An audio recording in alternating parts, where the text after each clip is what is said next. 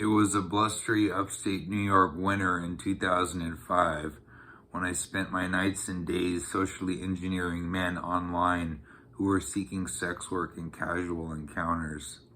I would send them to various locations in their home cities with the aid of Google Maps. Naturally, this was all under the guise of posing as a woman. I had several characters I created, each with their own set of photographs, mined out of deep Google image searches. Craigslist is an international website. I targeted men from London to Bangkok. Anya was one of my first characters who communicated in an Eastern European accent. Using her character, I talked a man into one of the most far-flung sexual escapades, so ridiculous that I am still amazed to this day that they did not think it was a prank.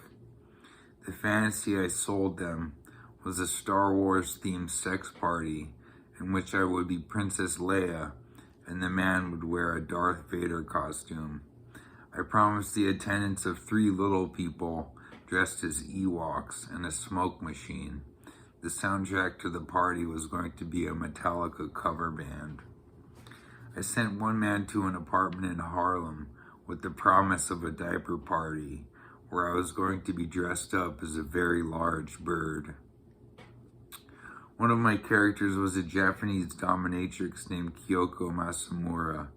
In her email correspondence with men, she revealed she was exorbitantly wealthy and had a Filipino butler named Raymond, who was also her limo driver. Many of men thought nothing of her when revealing she kept Raymond in a cage. The men who dealt with Kyoko always waited outside their homes for a limo that never came. I would receive enraged emails from them, at which point I would reveal myself as a man, complete with a picture of Gary Busey. One particular evening, I was trolling Craigslist in Bangkok in the casual encounters section. I came across a very disturbing post in which the author was soliciting for sex with a pregnant or breastfeeding woman. I contacted him immediately.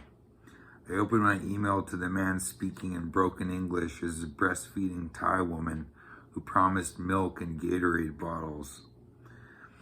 The man revealed he was British and in town on business. He was 51 and offered up a photo of himself of which the bastard had obviously cropped out his wife. He also stated he didn't want to drink breast milk out of a Gatorade bottle. He wanted to feed. I informed him I was staying at the Hyatt and I wanted him to meet me in the lobby. I sat at my inbox clicking refresh around the appointment time, and finally in came an email. He was desperate and in the business center of the Hyatt looking for me. He described himself as being dressed casual, wearing shorts.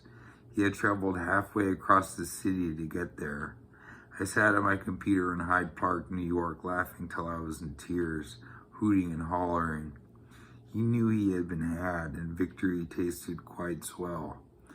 I gave it up after a while. It got hard near the end to manage the numerous email accounts I made. My research left me assured men are savages. It was an experiment well worth it.